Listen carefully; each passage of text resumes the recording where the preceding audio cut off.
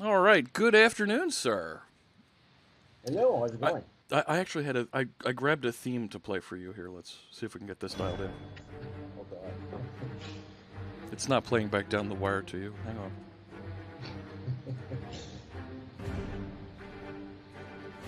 There we go. So we've got the Avengers theme for Immo coming in here. Because he's got a whole team he works with that are building some really cool stuff. Look at my shirt. I'll science anything I want. Okay. All right, enough with the Avengers song. So, all right. My gosh, I've kind of explained that you're on the .NET team. Do you want to, give yourself a quick intro here? Yeah, sure.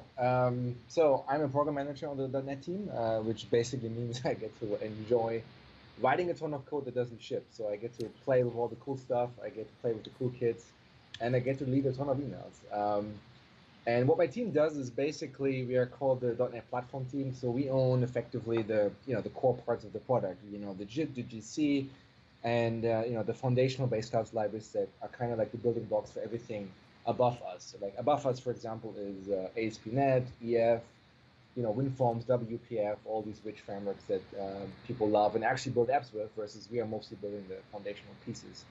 I'm mostly working on the library side of the house, so I also work on the .NET Standard and what you have to do to actually be able to author class libraries that run in multiple different .NET platforms.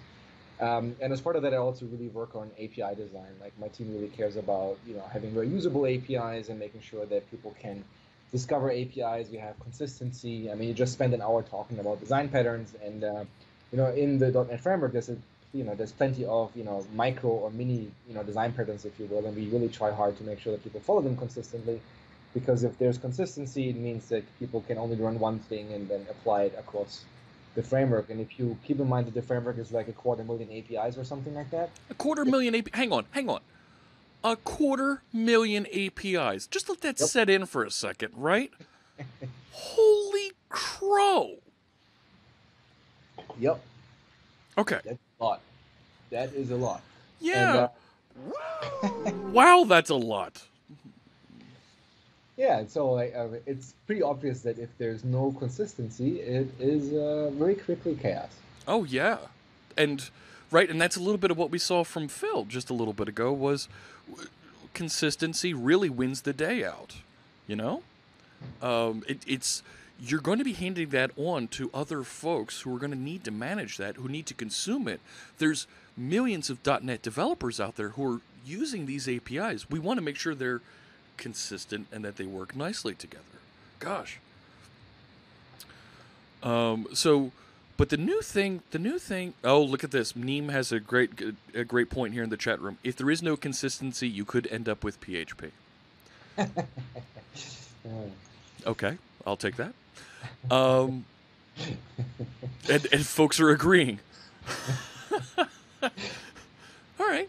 So the comment that I got, and actually this was a question I got way a long time ago when we started with the live streams, was there's this new thing we've heard about called span of T, and it feels like it's a new feature that's coming as part of .NET Core, and it's part of a language feature, and altogether it feels like something new that I want to know more about.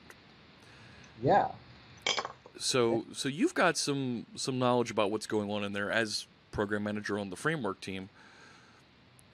Yeah, I better have. I've worked on it for what feels like an eternity now.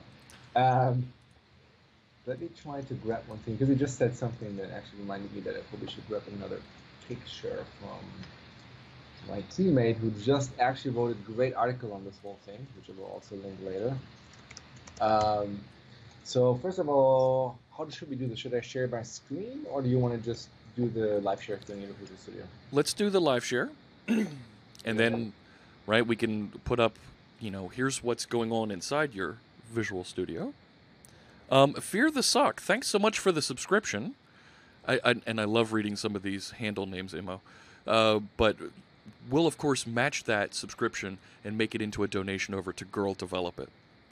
So thank you so much for the donation. I'm flattered by everybody who's following and subscribing to the channel here today. This is this has been really special, and when we start making those donations over to Girl Develop It, it's going to be an important thing for us. All right, here comes Immo's remote session. I'm going to switch over to our code editing view. There we go. Immo's in the top corner, and here's our code. Well, I've seen this before. This is a normal console app. Isn't that awesome? It's amazing. So what happens if I open documents? You see that as well, right? I just toggle another document. So if I'm following you, like I am now, you can see the little ring around your initials here. That means that I'm following you. I'm pinned to where it is you're navigating through the application. And you're right, the nameplate, everybody's nameplates keep moving around here. OBS hasn't been pinning it nicely exactly where I want to keep it. All right, there we go. All right, so what I have done here is I've targeted netcore at 2.1. Because if you use 2.0, you will still get span, but you have to install a NuGet package. And since I want to share some of the cool stuff that we have been building with span, it makes more sense to actually target .NET Core 2.1, which is currently in RC. We shipped it, I think, what, a week ago? Maybe 2 weeks ago now. Yep, we shipped it at build, right, on the Monday of build, Monday the 7th. I should know this. Yeah, I probably should too, but I'm an engineer. I don't care about dates. It's just a problem. Hang on, I got to make sure that the boss is hearing that. Is Scott Hunter out there watching? So there's one thing now. The other question is, how do I show a picture here? Can I actually do that? So it won't. I can't have it share the picture across. Fried Sloth. Oh my gosh! Thanks for the subscription. I'll make sure that we match and make that donation as well. I'm trying to get your microphone up here a little bit on my side. It's a little bit quiet coming through. My microphone is quiet? Yeah. Let me bump the audio levels all the way up. Is that better? A little bit more. Better? Yeah, that's better. Oh, perfect. All right. Audio levels are always an art. So basically what we have is I've targeted this 2.1 app because, as you just said, we shipped .NET Core 2.1, and that includes span of T as part of the runtime. And I will talk a little bit more about what span of T, why is it special, because it has some runtime support for it. But if you want to replicate the demo in full fidelity, you should also target 2.1. That makes everybody's life a little bit easier. So let's start with something relatively simple. So what I have here is hello world, which is not super interesting yet, but let's say we write some code here. And so what I have here is a function that just sums up a bunch of numbers in an array, right? So far, nothing special. We take an array, and we just do our normal for loop, iterate over that, increment the stuff, and it's all fine. Mads showed us a similar method earlier, tally, that it did a couple things and it outputted value tuples. So similar concept. Right, and so the problem usually is that data comes in various shapes and forms, and so now imagine that what you have is you have an array of numbers, and you don't want to sum them all up. Let's say you only want to sum up parts of them. So let's actually do a little bit of an array here. Let's say let's do 1, 2, 3, let's say, and then we say bar result equals again, my types are phenomenal. In case you have never seen them in action, it's always a pleasure. So now, and if we run this now, I don't think you can see that probably, right? The console app if I start it. No, I can't see it if you start it. What's a good way to show that? If you compile it and you share your terminal, you can actually do the .NET run command line. Oh, that is interesting. So inside your terminal. So if you go up to your share up here, you can say shared terminal, and you can say share a read-only terminal. Oh, I see. Share a read-only terminal. Let's see now.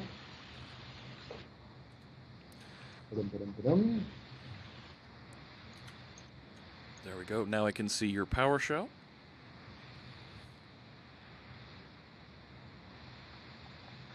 And there was a question in Twitter. If this is a 9-hour stream, who is 7 of 9? Well, the 7th of 9 was Phil Japixi. So there you go. All right, so I'm actually seeing your drive here, right? For those of you who haven't seen this feature of Visual Studio Live, Live Share, we showed it briefly earlier today. But this is effectively the same thing as what we're doing inside of Visual Studio. We're just now getting access to view the terminal window. Yeah, so I just ran it, so it still prints hello world, but we don't care about hello world, so you can remove that. But the key thing is that it just prints 6, as you would expect. So now let's say your array actually has more numbers. Let's say it has 4, 5, 6 afterwards. And let's say you still just want to sum up the first 3 numbers. How would you do that? And what you very commonly do is when you have methods that take arrays, I mean, a very obvious way to do it is just creating a new array and just using the first 3 numbers in it. But that creates a new array in memory, right?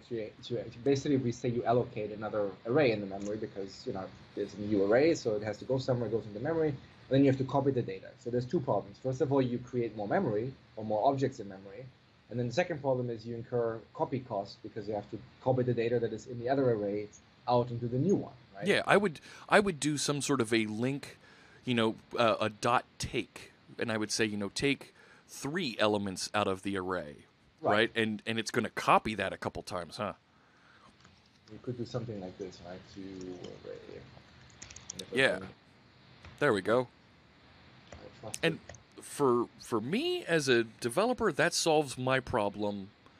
Piece of cake, no big deal. Right. And I'm trying to keep the console next to you there.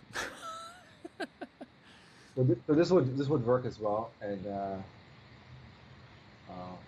If I have a semicolon here, and but now again, this is actually even more expensive now because you now also allocate an IEnumerable that just takes the first 3 elements. So it reads really nice, but it's not. When you look at memory consumption, it's not very memory friendly.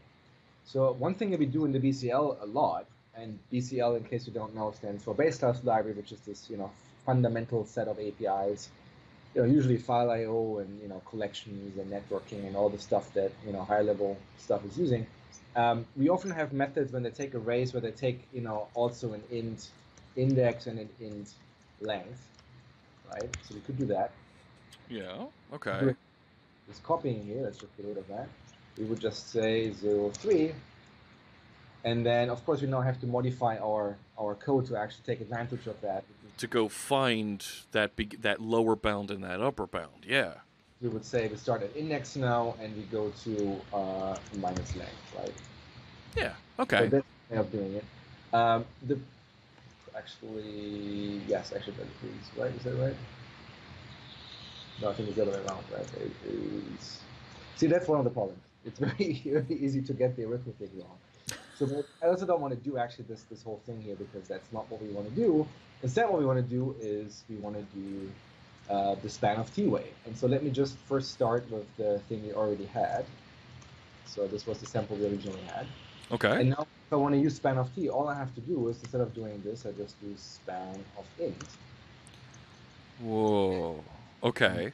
And changes in the code, right? So far, so good. So if I just compile this, and we go back into our terminal and run that, it will still print 6. Okay, so the span of t is a collection of integers that we're passing, and we can iterate over and index just like an array. Correct. So you can think of span essentially as something like an array.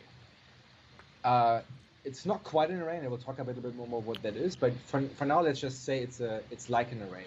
Okay. But what's now special, what you see here is data, if you hover over it, is still an int array, right? So when we call this sum method that accepts the span of int, we just pass in our array, and that's possible because we call it an implicit conversion from array to span of t, because it's we can easily replicate essentially the array with the span of t. And the key thing is it can also do the same thing in code. Instead of doing this, you could just say span of int here, right? That would work too. And now the interesting thing is this actually is just a view over the same array. So if I now change the underlying array, so let's actually do this instead of doing that. We just say yes. Let's do this, and then we say span here, and then say data. So if I now actually modify the underlying array, Okay. to say, for example, 42, this actually modifies the same data that is in span, that is represented by the span. So the span does not actually copy the data or anything like that. Like the span is just a view over some data in memory. Okay. And so in that sense, it's different from an array. But what makes that interesting now is I can actually do interesting stuff with that. So for example, instead of doing what we have here, I can also just say, let's say there's more data in it, 4, 5, 6. I can actually say, make this a span. And then I can say slice. And I can say start at index 2 and only take 2 numbers. Okay. So what this now represents is basically a view over this area here. Okay. So let me just hit a couple of the questions in the chat room here to make sure that we've got everybody covered here. You don't need to wrap the array to get a span. You can directly assign the array to a span. Correct. And the Async Awake says this kind of reminds him of a span so far. I'm assuming Async Awake's a him. Right, so it's kind of like an interface. It's a. I like how Nimi is describing this. It's a window into the array. Correct. That's basically the best description, I think. Like think of span essentially as just a very lightweight data type that is effectively just a pointer to something in memory and a length. Okay. That's really what it is. Okay. It just points to some memory, and if we say as span on an array, we just get a span that represents the entire array. And if we say slice, we can basically just specify, okay, now take that pointer and like add something to the pointer essentially. So what you do here is you instead of starting at the first element, we now start at the third element, and we only have a window for the next 2 elements. So that's why we basically only have these 2 represented, right? And an aspiring DevOps guru is pointing out the key feature here. There's no memory allocation with that span. Yes. That is correct. So this line here, this whole line here is copy free. So I mean, of course we allocate the array here, but like since we have the array now, this line here is essentially completely copy free. We just have this thing over that. And what's now nice is I don't have to change this method here at all, right? So this method just takes a span. I don't have to change my arithmetic. I don't have to deal with indices or lengths or anything sort of crazy stuff. I can instead of doing the whole array, just only do a part of the array. And if we run our console again, which I think because I have Skype running and video sharing, it's probably not super fast. No, we're good. So it's like running 20. So now it says 21. Because of that, which is actually not the right answer because we are still parsing in the entirety. I was about to say that did not. I'm not an expert in math, but that does not sound right. So now it says, which is basically what you'd expect because 3 + 4 is 7.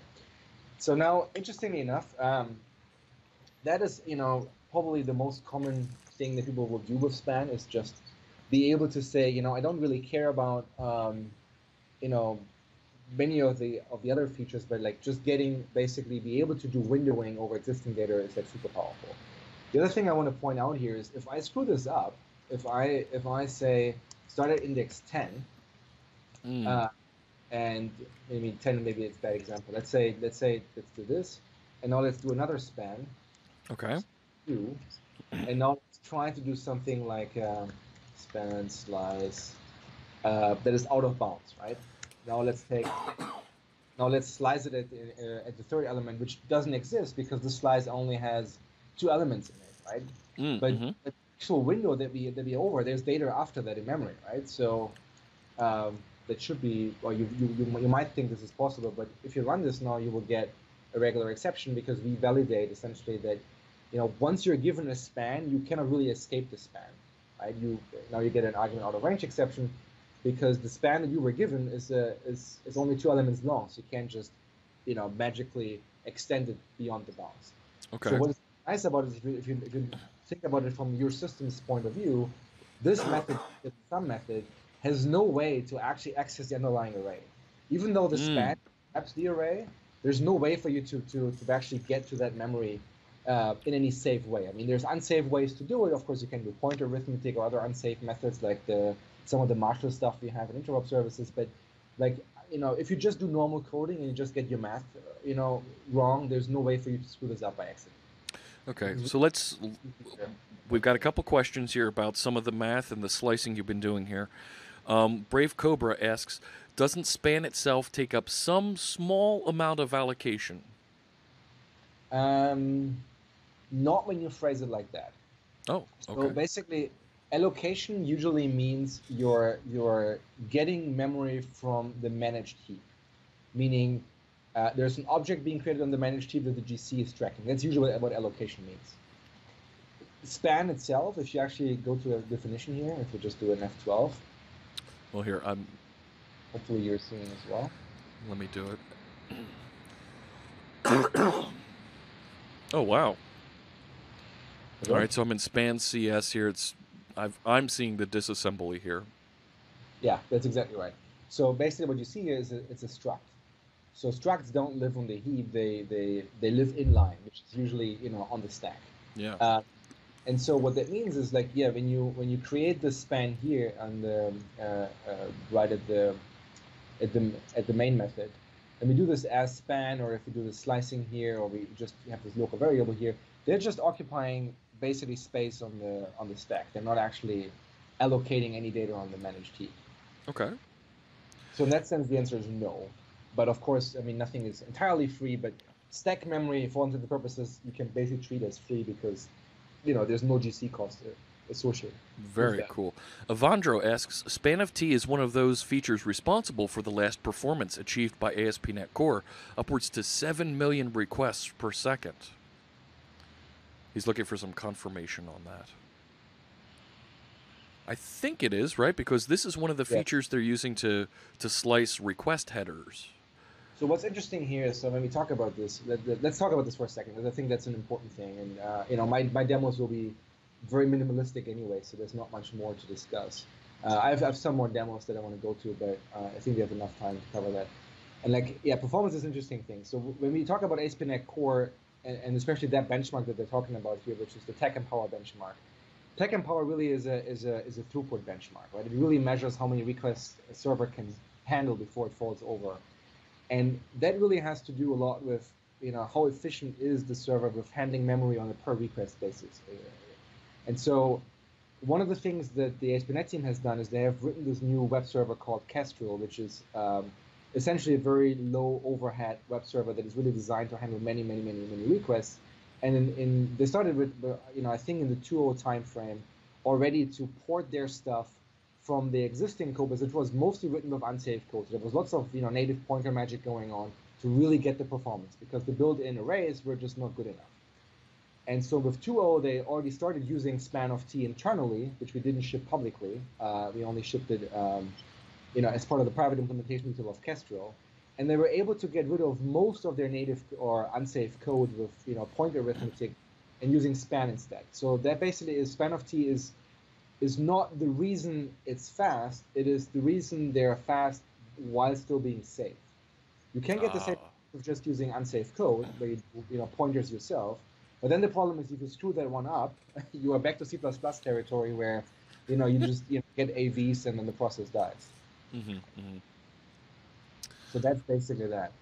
All right. Can we do some more complicated things with it? Aggregation. Will it allocate memory?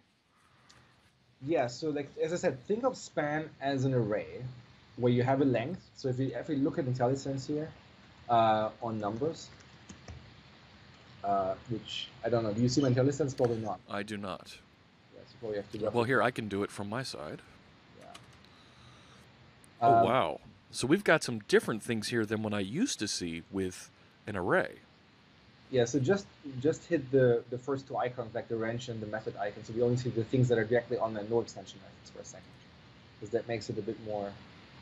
Look at the very bottom. Yeah, these two guys. No, on the left. Which one? Just the properties and the methods. So just the first two icons. Oh, okay, okay. So uncheck the extension methods. Yeah.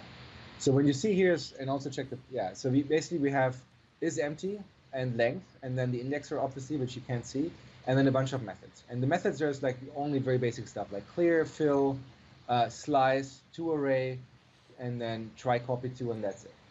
There's not much more. When you then look at the at the extension methods, there's slightly more, but not quite the link style much more, where we have aggregate and select and where, blah blah blah. And the reason for that is that link is very useful, but also link is relatively expensive, right? Like as in each method call you do to link, you create a new object that represents that query at that particular point. And so, but usually when you work with span, that's the least what you want to do, but or the thing you want to avoid usually. You want to have it basically like arrays where you do most of the work yourself. So that's why it's not quite as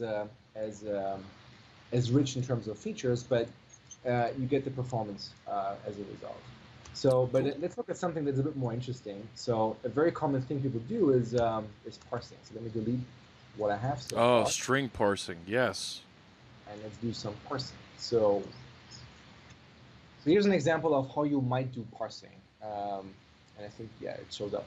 So basically, we take some data here in terms of a string. Mm-hmm. We do a split operation where we say, okay, let's say the data is a bunch of numbers separated by a comma. Comma separated list, like we'd get out of Excel.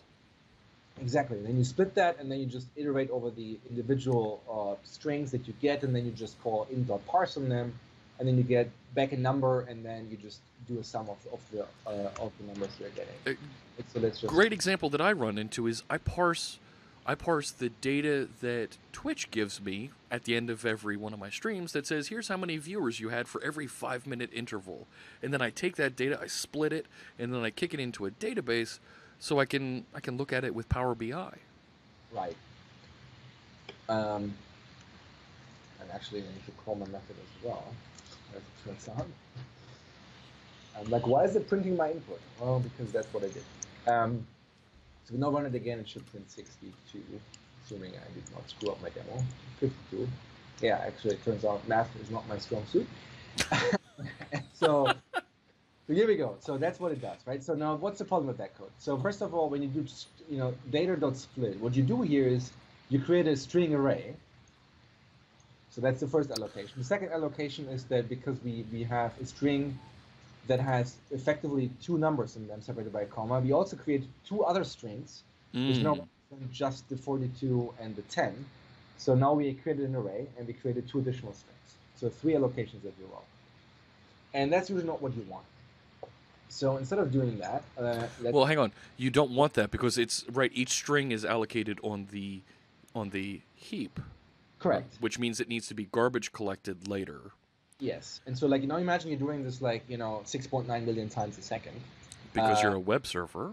Then that's, and, comma separated values, or I think most headers are semicolon separated probably, but, same thing, right? You basically split a bunch of headers, and you don't want to do this. And you can be smart about that in terms of you do it lazily when somebody requests the header values or something. But in the end, if you have to do that of an expensive operation, that's usually not what you want. Okay. So one way to do it is, instead of doing that, you could just take a read-only span of char. And so what's interesting is, instead of doing span, we're doing read-only span. Okay. So let me back up a second. We started the day talking about how string is a reference type, not a value type, because it's actually under the covers an array of characters, right? Yes.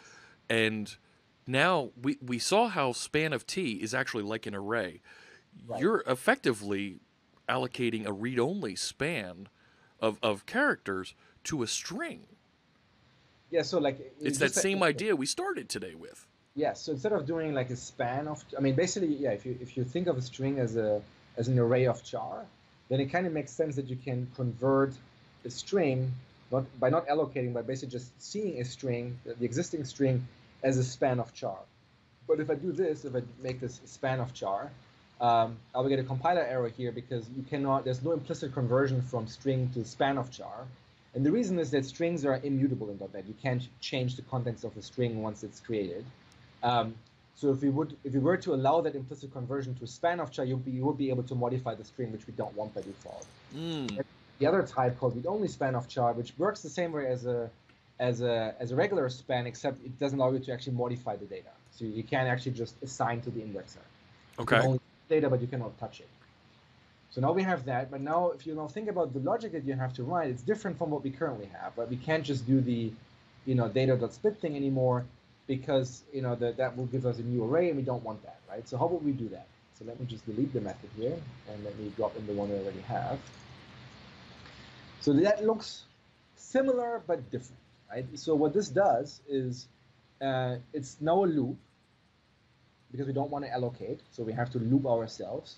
And then we say, okay, each time we look for a comma, if there's no more any commas, then we just parse the remainder of the span. And then this one here, if you look at the IntelliSense, this is a new method on string, on int, which instead of parsing taking a string, it also there's a parse method now that takes a read-only span of char. Ah, okay. Hang on, your tape flag is in the way here. Can you move your cursor just so we can see? There we go. All right. So you were saying, let me bring up the IntelliSense then on int. Yep. All right. So now we can see. Which one was it? Try parse? No. Parse. On parse. All right. So you can also just hover over parse. That also works. All right. So it's taking a read-only span, okay, of the characters. All right. Yeah. And so what this means now is you can just directly parse the span that you have. But because it's a span, then let's say you actually found a comma, which is the else case. What we then do is we do a slice, right? So we basically say, okay, now instead of parsing the entire span, which would not be valid in the first case if we have 42, 10, we want to create a slice that only represents the 0 to the comma case, so just the 42 essentially. Okay. And then just parse that one. Then we skip the comma, so we just slice now the remainder. And now we keep going with the loop, right? So it does the same thing, but it doesn't actually cause any allocations. So the code is a bit more tedious to write, arguably, but if you do this 6.9 million times a second, this loop does not actually allocate anything. It doesn't allocate an array, it doesn't allocate additional strings. The only cost of this method is the iterating over the actual data to parse it and find the comma and then parse the numbers. Now, Nimi in the chat room, I think this is a very good comment. They feel like there should be an API for this to iterate the spans somehow, almost like a string split with span.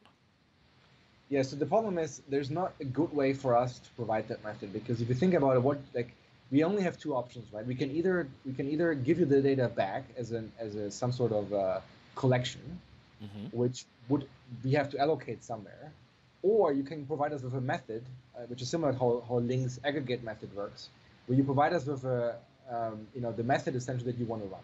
The problem with providing methods is usually that they also have to be allocated because they are closures and they're also not free, right? So if you really care about performance, the problematic thing, I guess, with span is that it really is for loops. You really have to write a loop that does the work for you.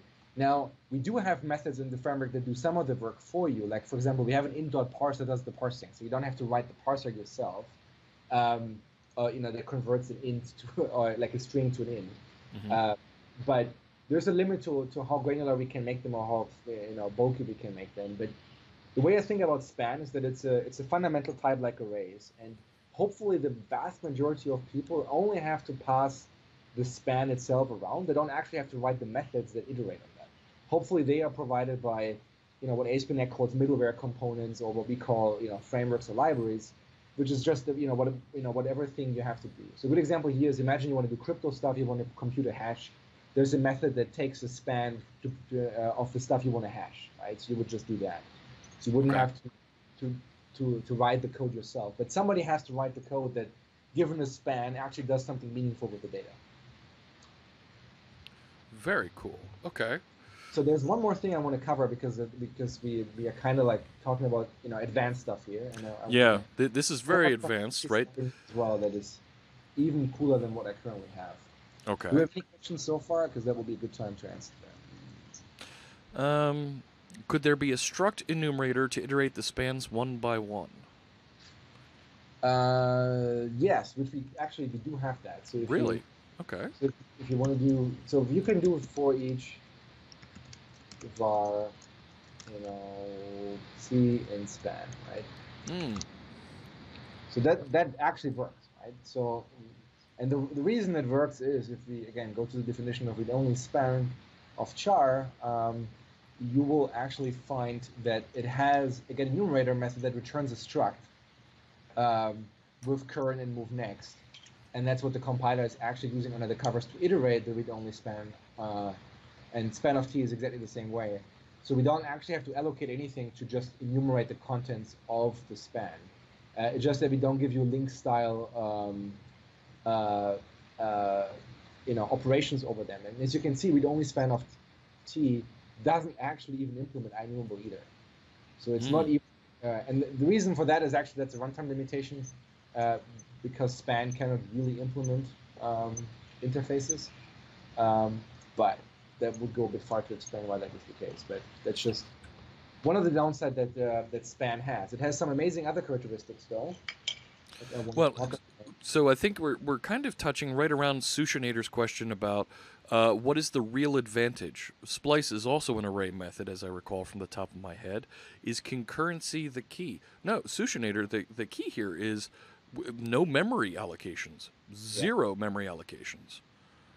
So yeah, if you think about it, like one of the things that since I joined the team 8 years ago, one request I got pretty much every year was from some big customer. What they wanted us to do is, given a native pointer, meaning a pointer to native memory, they want to be able to get an array out of that pointer. So imagine you interoperate with native code, right? You have some native code that allocates an array, like a native array, somewhere on the native heap, not managed heap, right? So the GC doesn't know about it. How do you access that from managed code?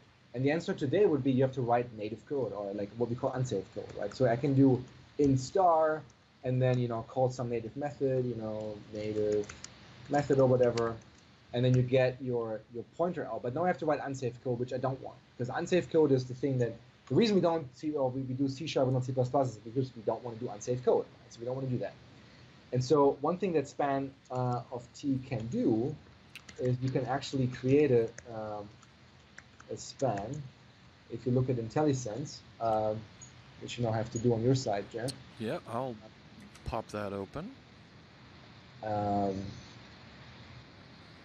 think you want me to do a control. Is it Control J? No. Control Shift P, I think that is. I can never remember the shortcut for. Maybe you just have to type the parentheses yourself. Is it not Control Shift P? Let me do the parenthesis. There we go. So now I've got the signatures popping up. Yes. So now toggle through them. Yeah, the third one there. That takes a void star.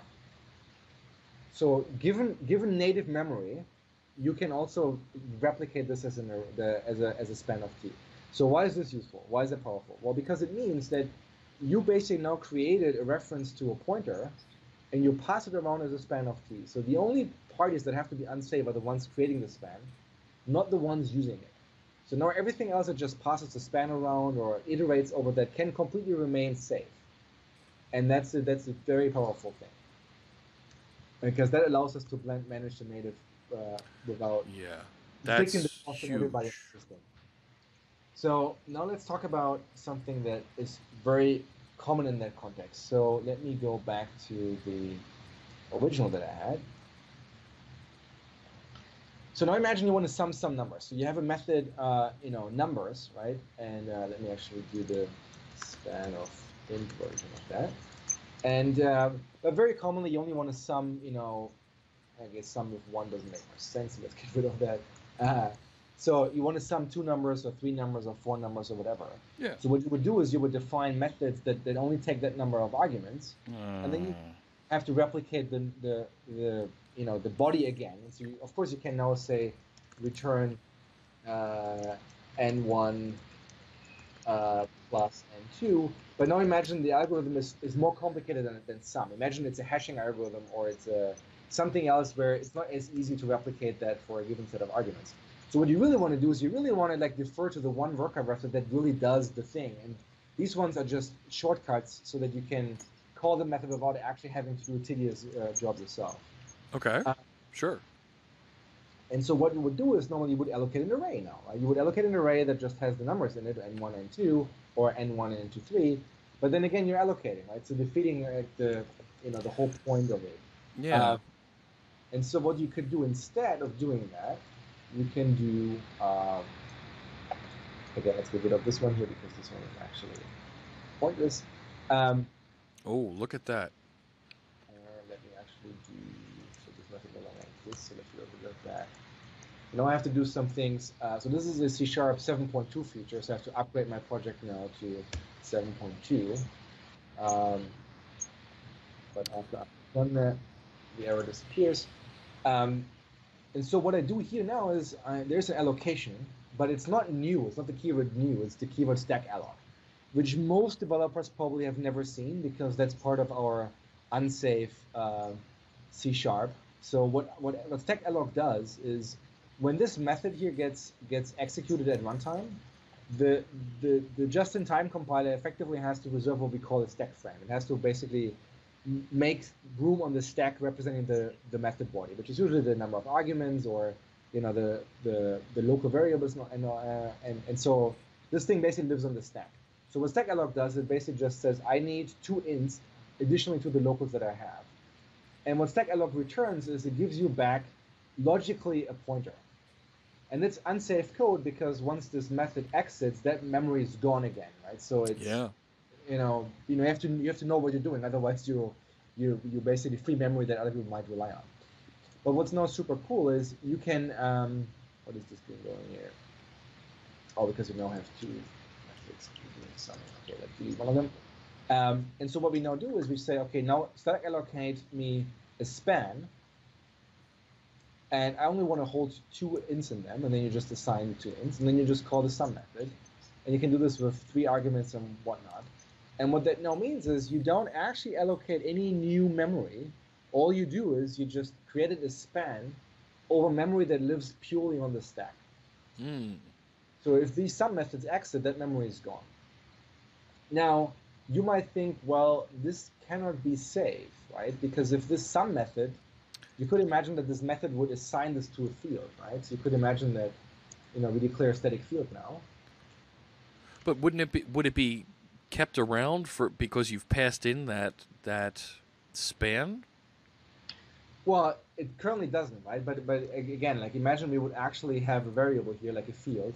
Okay. We would assign that. We would say data equals numbers, right? Now it stays around. But now, as you see, the compiler gives you now an error and says, if you hover over it, it says, field or auto-implemented property cannot be of type span of int unless it is an instance member of a ref struct, which is a very complicated way of saying you cannot do that. And that is an actual language feature because span of t is a special type, and it's a new special kind of type which we call ref structs.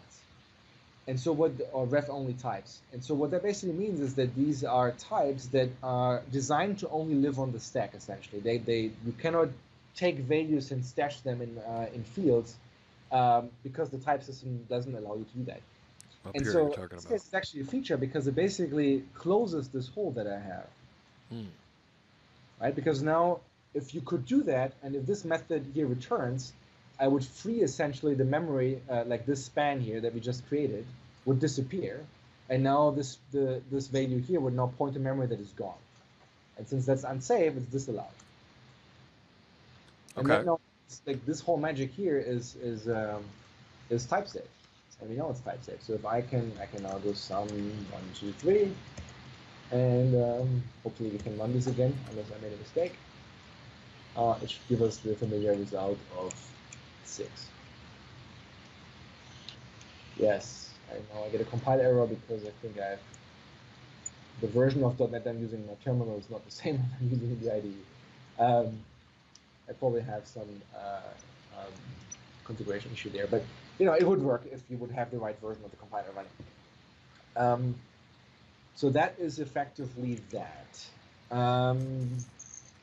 One other thing I want to highlight before we go is we basically span of t is a type, but there's also a ton of APIs that we have surrounding span of t, which give you access to more functionality. So for example, one common problem that people have with parsing is that the data you are getting is not actually in the right encoding. So imagine yes. you have, for example, this case here, where you say, okay, let's do our parsing method from earlier, which just, again, parses a bunch of comma-separated values. But before that, we used read-only span of char. And read-only span of char, basically, because char is a 2-byte representation, is effectively UTF-16, because .NET strings are UTF-16 in number. And so that's cool if your data already is UTF-16. But if you're building a web server or some other stuff that deals with data from the wire or from file formats, a very common encoding you'll find is UTF-8, which only requires 1 byte for most characters that are fitting inside the the trivial case of ASCII. Only requires 1 byte encoding, which is super nice. And then and characters that are outside that set are encoded specially, and so they require more bytes. But so what that means is then normally what you would have to do is this is the thing we had earlier. We just have copied that thing in, but now you have to convert the bytes that are UTF-8 to something that is UTF-16. What I do now here is I basically create a string on the heap that is UTF-16, and that of course is an allocation, which we don't want. Okay. So I fake this here by basically saying the data is UTF-16, so I now say give me the bytes from UTF-8, and then I call my method to get UTF-8 encoding of that data. But now imagine that we don't have to do that. Instead we're doing this. Okay, all right. So, okay, you're receiving a span of bytes now, not just... Oh, because you're doing get bytes. Okay. So imagine it's actually the only span of bytes because you don't... actually, what do you do? No, I don't really care. So there's a new type, UTF-8 parser, which has a try-parse method. Okay. Which, and if you look at the IntelliSense, basically what it takes is it takes data in UTF-8, and it has a, if you look at IntelliSense here, there's a, I should probably look at F12 on the try-parse method. Let me see if I can get it to pop. Yeah, just do an F12 on the try-parse method. I think that's easier. Yeah, it's not popping up for me here with the Control J or the parenthesis. Yeah, just do an F12 on try-parse. Okay. Just do the permission and then... Nope, can't navigate to the symbol. Oh, I see. Maybe that is because you are... I don't know, that should work. Maybe need to save, is that it? Because I added a reference? Nope, not getting there. All right. So anyway, what you would see on the screen is effectively various overloads of try-parse. And they all have one thing in common. They take a read-only span of byte, encoded as UTF-8, or assuming that they're UTF-8 encoded. And then you have various overloads that have an out bool, an out byte, an out date time, an out decimal, an out double, and so on and so forth, right? In our case, also an out int. And so basically what they do is they parse an int encoded as UTF-8. So in contrast to that, if you look at int.parse, it assumes UTF-16, versus UTF-8 parser assumes UTF-8 encoding. And so basically directly parse ints out of a UTF-8 encoded string. And then the other thing we have here is we have this out in bytes consumed. And so it basically tells you how many bytes it read. So what you notice is here is we literally just start with the whole buffer. And so we basically just say, give me an int. So we'll try to read as many characters as it can until it finds a character that is no longer part of the int. Okay.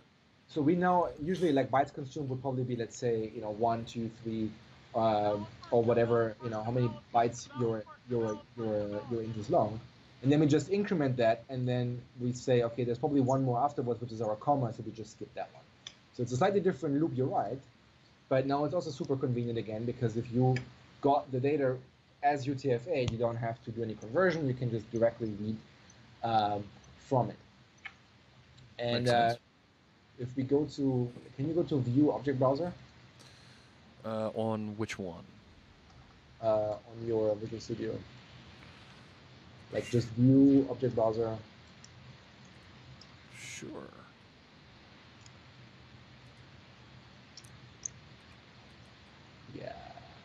And what do you want me to be viewing?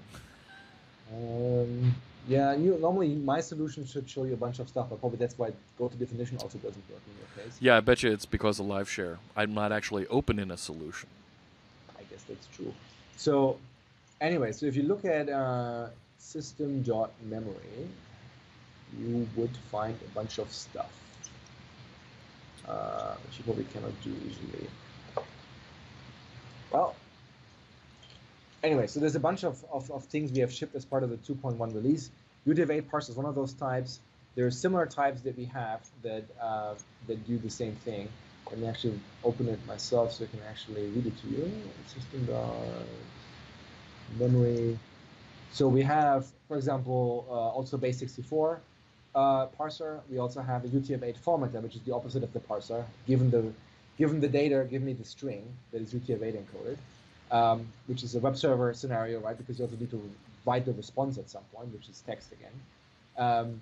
We also have a bunch of binary parsing methods. So if you want to read data directly, instead of being a string, let's say it's actually binary, you also want to be able to read it int or read a double or whatever. And then usually what you have to handle there is endianness, which is the way the thing is written in. Sure. And so we have methods for that as well. So effectively, the span of T stuff is forming this feature set of buffer handling. Like everything you do with many buffers, whether it's text processing or parsing or writing data on the server, so think images or other stuff.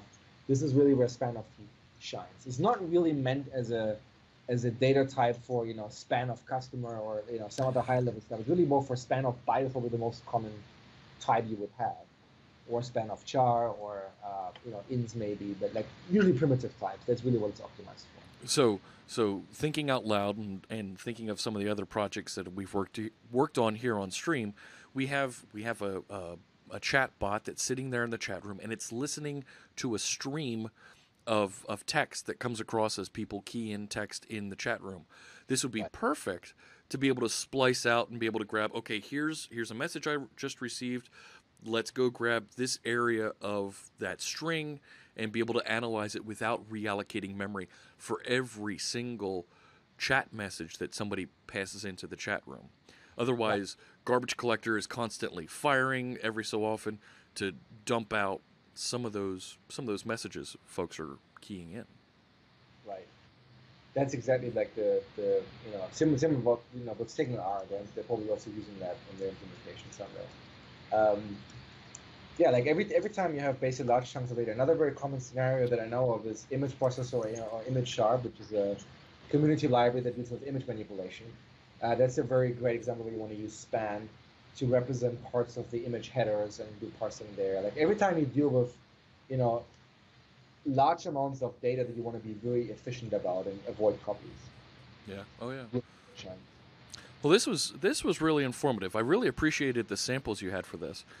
Can you share those to us? Can you give me a pull request back to the live stream repository out there so we can share those with our viewers and they can follow up later, especially those folks who are watching the recording over there on YouTube. Hello, YouTubers. I will do that. I will give you the snippets. Fantastic. Thank you so much, folks. I know we're really excited about seeing this segment of the workshop because they had some good questions for you about span of T. So, thanks so much. I need to sign off with you so I can get ready for our last speaker. So, I really appreciate you joining us here today. This was huge. Yeah, oh, okay. Here, let's ask this one more question here. Is there any example how to write an extension method on it? I feel like I didn't get the idea there of storing manipulation stuff of span of T on the IL level. Look at this. On-the-fly sample. Look at this. You don't get this anywhere else. Only with Immo.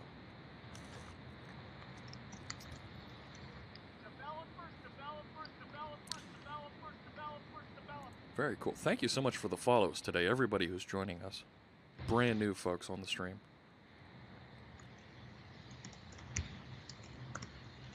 Right, so it's exactly the same way as you would do it for any other type. You just have a static type, and then you just define your extension method, and then that's it. And if I can actually write some C#, I would actually do fine as well. So there's really not much more magic. The extension method is the same as always. This extension method will only show up for span of int. You could also make it generic, in which case it would show up for all instances. So in that sense, it's not special at all. Somebody says at the IL level, the IL that you get out of span is the same as with any other type. There's no special IL as far as I can tell.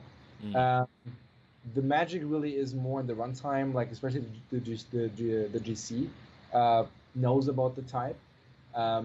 Because of the slicing, we have to be able to track objects in a certain way so that we keep them alive long enough. There is some amount of special handling in the JIT. So, for example, when you have for loops, we try to avoid redundant bounce checking, similar to how the JIT does it for arrays. So that's the kind of special casing that the runtime does for the type. Then we have some amount of methods that are also calling into the runtime to do some crazy casts or unsafe operations that we need for interop purposes. But the IL is pretty straightforward. You can open it in Reflector and it will just render as you would expect. Fried Sloth, let's give the last question over there. Is there a reason not to use span and stick with an array?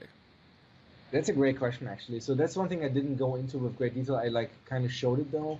You cannot take a span and assign it to a field. So if you need to stash data for later use, like meaning store it as a field in an object that is somewhere on the heap, you cannot use span. And the reason is in order for us to do these amazing things where we can represent native pointers and managed pointers the same way and can slice objects with no copying, we have to constrain the type to be to have a different lifetime than most other objects have. So that's why we disallow storing it on the heap. There's a corresponding type, which is called memory of T, and read-only memory of T, which is effectively exactly the same as span of T and read-only span of T. The only difference is that those don't actually have the data directly, if you will. Like they have a property called span, where you can actually access the data. And so what you would store, instead of the span, you would store the memory of T. And then if you need the data, then you access it through the span property of it. That is slightly more expensive. So if you do this in a hot loop, for example, that's usually not what you should be doing because it's slow enough. So usually what we do is you would get the span out of the memory and then operate over the span, as opposed to dealing with the memory. So the memory is just a way to store the span for later use. And so async operations usually deal with have to like unwind the stack in order to complete, and so they cannot actually use span. So if you look at any of our async methods that take buffers, none of them take span of T. They all take memory of T because they have to store it, and then when the async operation actually comes back with the data, then you actually write to the underlying memory. And so the short answer is use span if it's synchronous, and if you deal with native memory. Otherwise, use memory of T, and you should still use arrays when you need to allocate memory on the managed heap, which is probably for most of your code anyway. Like I would say that span and others is really great for buffers, but not necessarily as a general purpose collection replacement. So if you want to store some customers or some stuff, you probably still should use list of int, not even arrays directly, because they are not really convenient to use. Awesome. Alrighty. Well, I got to wrap it up there. Thank you very much again for joining us today. And we'll look forward to that pull request, get that merged in so that the rest of our viewers can check out and get their hands on this code and give it a try. Perfect. Alrighty. We'll catch you later, Immo. Thanks so much for joining. I'm going to go over to my full face, just me, and we'll see you later. Awesome. All right. And we're out. There goes Immo. Fantastic. And oh my gosh, somebody just subscribed. CodeMonkey76. Thank you for the subscription. And we have one more speaker. And I wanted to do the and one more thing.